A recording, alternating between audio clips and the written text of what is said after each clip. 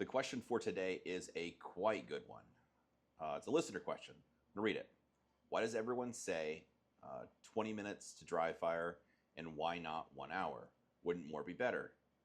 Not judging, just honestly noticed most people recommend less. Very good question. So let's talk about it. First, the expectations for dry fire. Let's get that out of the way. In my opinion, when you do dry fire, you should be perpetually dissatisfied and you're looking to get just a little bit better every time and kind of nitpicking everything you do. I know this sounds really healthy. Why would everyone want to do this? But I'll keep going. So if I'm doing target transitions and I have 3 different targets set up and I'm just moving the gun between the targets, I'd be nitpicking myself, wanting it to stop at dead center every single time. Not using too much muscle so it swings past the target and I have to make a correction. Not pushing the gun so hard that it bounces to a stop. I'm looking to just finesse the gun, spot, have it just glide right into the spot I want it to hit. No drama immediately, but not being shoved. So again, you get the idea. There's a big expectation. I'm looking for perfection. Just finesse the gun, no extra muscle from me, stopping exactly where I want it to on a variety of targets that are going to be closer, farther, big, small, all that kind of stuff. So while you're looking to do perfection, you're going to also fatigue and it's going to likely get frustrating. For normal dry fire, for most people, I recommend 15 to 20 minutes is an easy number to give people that's also doable.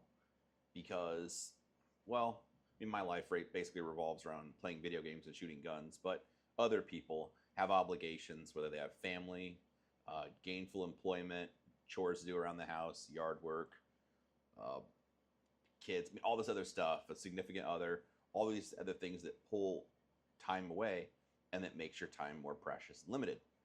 So if everyone had to dry fire an hour every day, no one's going to do it because it's too much time.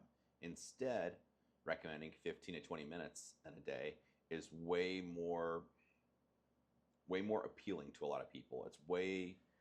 It's something they're more likely to be able to do because it's realistic.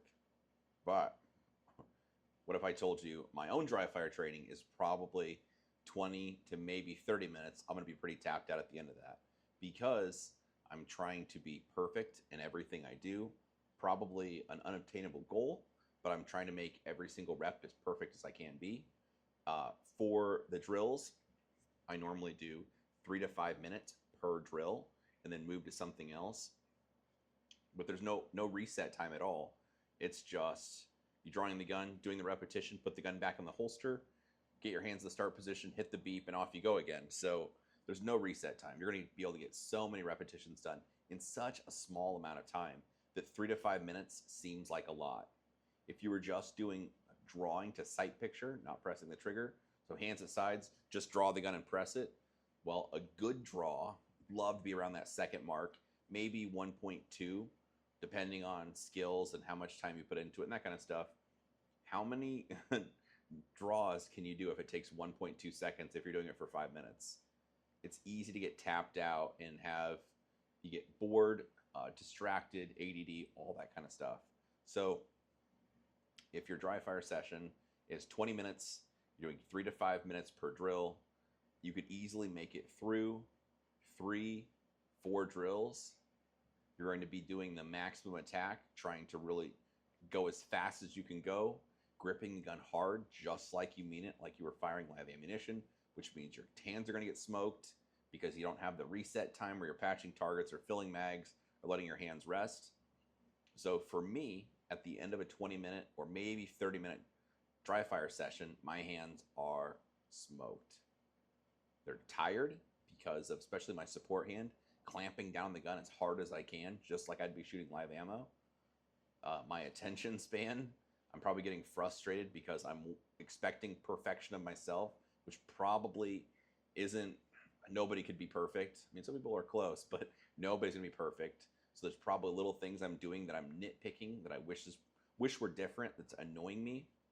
So if you're training at that simmering frustration level where I'm really engaged, but I'm just slightly going beyond what's comfortable, getting irritated, You don't want to boil over and get to the point where you just rage quit, throw your gun in the trash can, and off you go.